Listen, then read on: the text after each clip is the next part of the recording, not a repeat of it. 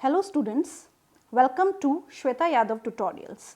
Please like and subscribe my channel and hit bell icon for more updates.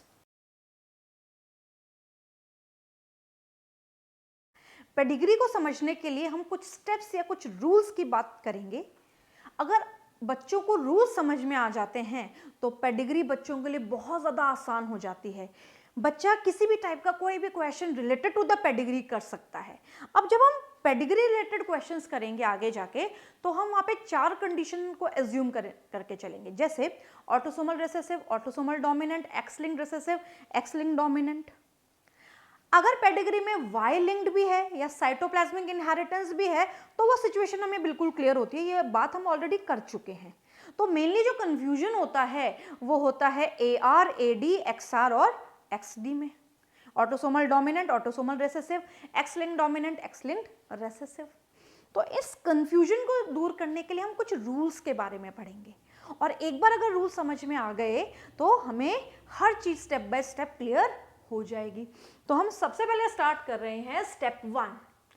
If both parents are normal, अगर दोनों parents normal हैं और एक भी child affected है तो डोमिनेंट कंडीशन नहीं हो सकती। अब डोमिनेंट हमारे पास क्या है, 2 कंडीशन है, ऑटोसोमल डोमिनेंट और एक्स लिंक्ड डोमिनेंट, मतलब दोनों ही डोमिनेंट कंडीशन नहीं हो सकती। तो डोमिनेंट को हमें रिजेक्ट कर देना है, हटा देना है। क्लियर? क्या कंडीशन है? If both parents are normal and any one child affected, जब दोनों पेरेंट्स नॉर्मल है और एक भी बच्चा अफेक्टेड है, जब दोनों पेरेंट्स नॉर्मल हैं और एक भी बच्चा अफेक्टेड है तो ऑटोसोमल डोमिनेंट और एक्स लिंक्ड डोमिनेंट नहीं हो सकती। AD and XD do not possible, rejection आ गया। तो जब हम पेडिग्री सॉल्व करेंगे तो हम सबसे पहले AD और XD को हटा देंगे। क्लियर? अब मान लीजिए कैसे इसको हम एग्जाम्पल वाइज देखेंगे। मान लीजिए यहां पे दोनों पेरेंट्स नॉर्मल हैं बट बच्चे इनके अफेक्टेड हैं। दोनों पेरेंट्स नॉर्मल, बच्चे अफेक्टेड, यहां पे तो 2 हैं। अगर एक भी होता तो रिजेक्ट हो जाती, तो ना तो AD होती और ना ही XD होती। मान लीजिए हम ऑटोसोमल डोमिनेंट की बात करते हैं। अब ऑटोसोमल डोमिनेंट में हम क्या देखते हैं कि 3 जीनोटाइप होते हैं। उस जीनोटाइप में जो स्मॉले होता है वो होता है नॉर्मल कंडीशन। स्मॉले क्या होता है? Normal condition. अब हमने क्या देखा, अगर दोनों पेरेंट्स नॉर्मल है तो सब बच्चे नॉर्मल होने चाहिए थे, बट सब बच्चे नॉर्मल नहीं है, इसीलिए AD और XD नहीं हो सकता, डोमिनेंट नहीं हो सकता। क्लियर? दोनों पेरेंट्स नॉर्मल, एक भी बच्चा अफेक्टेड, डोमिनेंट नहीं होगा, रिजेक्ट हो गया, हमने उसको हटा दिया। Next condition, if both parents are affected and any one child is normal, जब दोनों पेरेंट्स अफेक्टेड हैं और एक भी बच्चा नॉर्मल है, जब दोनों पेरेंट्स अफेक्टेड हैं और एक भी बच्चा नॉर्मल है, दोनों पेरेंट्स अफेक्टेड हैं, एक भी बच्चा नॉर्मल है, तो रेसेसिव नहीं हो सकता। अब रेसेसिव हमारे पास कौन कौन सी है? ऑटोसोमल रेसेसिव और एक्स लिंक्ड रेसेसिव, तो दोनों नहीं हो सकता। If both parents are affected and any one child normal, then AR, XR do not possible. कैसे समझेंगे? रेसेसिव नहीं हो सकता। अब रेसेसिव में ऑटोसोमल रेसेसिव की बात करते हैं, तो ऑटोसोमल रेसेसिव में हम क्या देखते हैं कि स्मॉले अफेक्टेड है, स्मॉले अफेक्टेड है। क्लियर? क्योंकि रेसेसिव है। अब स्मॉले अगर अफेक्टेड है बट यहां पे एक भी बच्चा नॉर्मल है, तो ये बच्चा कैपिटल ए भी हो सकता है, कैपिटल ए स्मॉल ए भी हो सकता है, बट स्मॉल ए तो नहीं ही होगा। क्लियर? तो यानी कि ये कंडीशन तो नहीं आ सकती। इसका मतलब जब दोनों पेरेंट्स अफेक्टेड हैं और एक भी बच्चा नॉर्मल आ जाए तो रेसेसिव कंडीशन नहीं हो सकती, चाहे वो ऑटोसोमल रेसेसिव हो या एक्स लिंक्ड रेसेसिव हो। दो कंडीशन हमने पढ़ी। पहली कंडीशन, जब दोनों पेरेंट्स नॉर्मल, जब दोनों पेरेंट्स नॉर्मल, एक भी बच्चा अफेक्टेड, डोमिनेंट नहीं हो सकता। जब दोनों पेरेंट्स अफेक्टेड, जब दोनों पेरेंट्स अफेक्टेड और एक बच्चा नॉर्मल, जब दोनों पेरेंट्स अफेक्टेड एक बच्चा नॉर्मल, तो रेसेसिव नहीं हो सकता। अब मान लीजिए यहाँ पे हमें कुछ ऐसी कंडीशन मिली किसी पेडिग्री में जहाँ पे दोनों पेरेंट्स नॉर्मल नहीं थे या दोनों पेरेंट्स अफेक्टेड नहीं थे, एक पेरेंट अफेक्टेड था, एक पेरेंट नॉर्मल था, तो उस कंडीशन में हम क्या बोलेंगे? If step 1 and 2 do not apply then AR and AD पॉसिबल। भाई जब हमने देखा कि यहाँ पे दोनों पेरेंट्स नॉर्मल नहीं है, यहाँ पे दोनों पेरेंट्स अफेक्टेड भी नहीं है, तो यहाँ पे ऑटोसोमल डिसऑर्डर्स आएंगे। तो ऑटोसोमल डिसऑर्डर्स में कौन कौन से? ऑटोसोमल डोमिनेंट, ऑटोसोमल रेसेसिव, यानी कि वो पेडिग्री दो ऑप्शंस दिखाएगी, उसमें दोनों ऑप्शन सही होंगे, ऑटोसोमल रेसेसिव भी होगी, ऑटोसोमल डोमिनेंट भी होगी। तो ये बात ध्यान रखनी है हमें कि एक पेडिग्री के एक से ज्यादा आंसर आ सकते हैं। क्लियर? एक पेडिग्री के एक से ज्यादा आंसर आ सकते हैं और रिजेक्शन पे हमें काम करते हुए पेडिग्री को एनालाइज करना है। और सबसे इंपॉर्टेंट बात, इन 3 स्टेप में ऑटोसोमल डिसऑर्डर्स बिल्कुल क्लियर हो जाते हैं। क्या क्या हमने पढ़ा? जब दोनों पेरेंट्स नॉर्मल, एक भी बच्चा डिजीज्ड या प्रभावित, डोमिनेंट नहीं हो सकता। जब दोनों पेरेंट्स प्रभावित या डिजीज या अफेक्टेड, एक भी बच्चा नॉर्मल, रेसेसिव नहीं हो सकता। ना तो दोनों पेरेंट्स नॉर्मल दिख रहे हैं, ना दोनों पेरेंट्स अफेक्टेड दिख रहे हैं, एक अफेक्टेड है एक नॉर्मल है, तो AD भी पॉसिबल है और AR भी पॉसिबल, यानी कि दोनों पॉसिबिलिटी हो सकती है। तो यहाँ पे ऑटोसोम की सारी कंडीशन हमने डिस्कस किया, ऑटोसोमल डिसऑर्डर्स कैसे कैसे समझे जा सकते हैं। अब बात आती है एक्स लिंक्ड की, उनको कैसे समझा जाता है?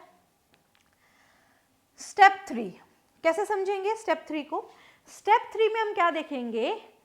XR does not possible, X linked recessive नहीं हो सकता। कब नहीं हो सकता? जब फादर नॉर्मल है, फादर नॉर्मल है और डॉटर इफेक्टेड है, या मदर इफेक्टेड है, सन नॉर्मल है। Father normal, daughter affected, mother affected, son normal, criss cross, opposite चलेगा। फादर से डॉटर में, मदर से सन में डिजीज जाती है। बट यहां पे ये क्या कह रहे हैं कि ऐसा नहीं हो रहा, तो एक्स लिंक्ड नहीं हो सकता। जैसे एक्स लिंक्ड रिसेसिव में हमने क्या देखा? एक्स लिंक्ड रिसेसिव में हमने पढ़ा हीमोफीलिया, कलर ब्लाइंडनेस। तो हम क्या बोल रहे हैं? फादर नॉर्मल है, फादर नॉर्मल है, क्लियर, बट इनकी बेटी अफेक्टेड है, कलर ब्लाइंड है या हीमोफिलिक है, कुछ भी कह दो आप, कलर ब्लाइंड है या हीमोफीलिया है, इसके पास हीमोफीलिया का जीन है, इसके पास कुछ भी हम कंडीशन कह सकते हैं। तो जब फादर से जीन डॉटर में जा रहा है तो डॉटर के पास फादर का जो एक्स आएगा वो तो नॉर्मल होना चाहिए था, बट यहां पे डॉटर तो इफेक्टेड दिख रही है, तो यहां पे ये पॉसिबिलिटी तो मैच नहीं कर रही है। अगर फादर नॉर्मल तो डॉटर भी नॉर्मल, अगर मदर अफेक्टेड तो सन भी अफेक्टेड, क्लियर। अब ये वाली कंडीशन देखते हैं, मदर इफेक्टेड। मदर इफेक्टेड का मतलब क्या है कि मदर मान लीजिए कलर ब्लाइंड है, मदर मान लीजिए कलर ब्लाइंड है या हीमोफिलिक है। कलर ब्लाइंड वाली कंडीशन ले लेते हैं, mother is colour blind, XC, ये मदर का कंडीशन है। अब यहाँ पे जब सन के पास एक X जाएगा तो सन का जो जीनोटाइप है वो क्या बनेगा? XCY, that son is colour blind son. So यहां पे हम क्या बोलेंगे, mother is colour blind, son is also colour blind. But ये कंडीशन क्या कह रही है, मदर अफेक्टेड, सन नॉर्मल। ऐसा तो हो नहीं सकता, तो यहां पे XR पॉसिबल नहीं है। क्या पॉसिबल नहीं है, XR पॉसिबल नहीं है। ये बात बहुत इंपॉर्टेंट है, ध्यान रखनी है, क्योंकि एक्स लिंक्ड में हमें इन्हीं बातों का ध्यान रखना है।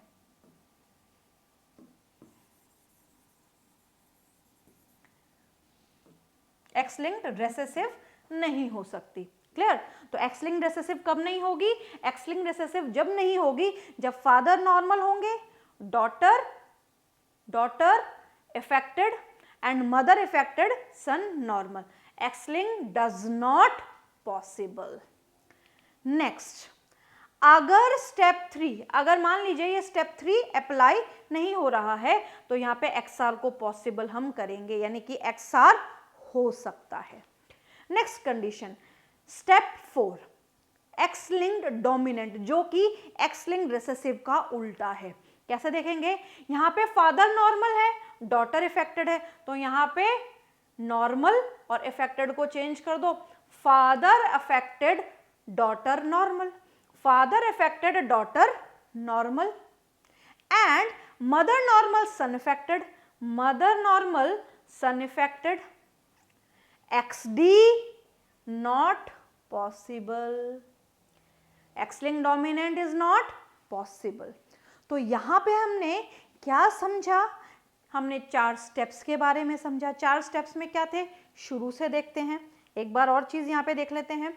If step 4 does not apply, अगर ये दोनों कंडीशन अप्लाई नहीं हो रही हैं तो हम क्या बोलेंगे, XD पॉसिबल हो सकता है। क्लियर? तो हमने क्या देखा यहाँ पे, हमने यहाँ पे 4 स्टेप्स में काम किया। कौन कौन से 4 स्टेप, जब दोनों parents normal and any one child is affected, dominant is not possible.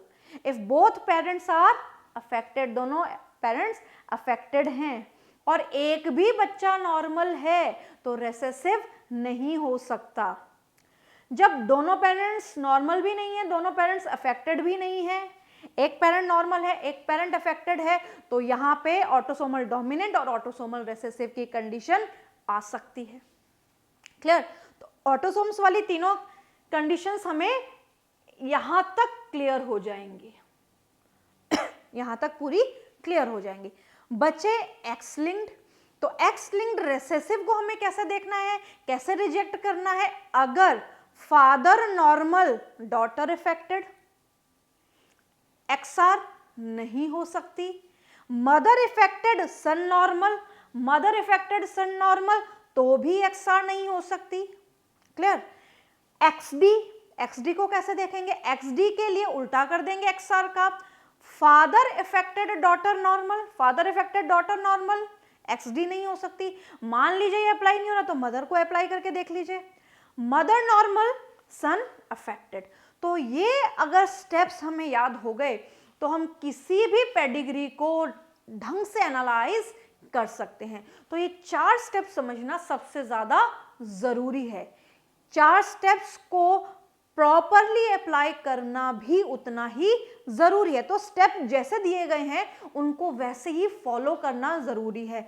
अगर बहुत सारी जनरेशन दिखाई दे रही हैं और रूल कहीं भी एक जगह अप्लाई हो गया तो एप्लीकेशन अगर एक बार हो गई यानी कि वो रूल वहां पे लग गया, यानी कि रिजेक्शन आ गया, तो एक जगह भी रिजेक्शन है तो सब जगह रिजेक्शन होगा। ये बात ध्यान रखनी है। क्लियर? अगर एक चीज कहीं अप्लाई हो गई तो इसका मतलब वो सबके लिए है, पूरी की पूरी पेडिग्री के लिए वही रूल अप्लाई हो रहा है। Clear? So I again repeat, if both the parents are normal, one child affected, dominant is not possible. If both parents are affected, if both parents are affected and any one child is normal, पहले वाले condition में दोनों parents normal, एक भी बच्चा प्रभावित, dominant नहीं हो सकता। सेकेंड कंडीशन, दोनों पेरेंट्स अफेक्टेड, एक भी बच्चा नॉर्मल, रेसेसिव नहीं हो सकता। अगर ये दोनों कंडीशन नहीं है तो AD और AR दोनों पॉसिबल है। वहीं जब हम एक्स लिंक्ड की बात करते हैं, रेसेसिव की बात करते हैं, तो father normal, daughter affected, mother affected, son normal, X R not possible, XG उसका बिल्कुल उल्टा। क्लियर? तो ये 4 स्टेप जो हैं वो थरली याद होने चाहिए, क्योंकि यही पेडिग्री का रूट कॉज है, यानी कि समझने का जो पूरा कोर है वो यही है, right? So this is all about how we can solve the pedigree in 4 steps.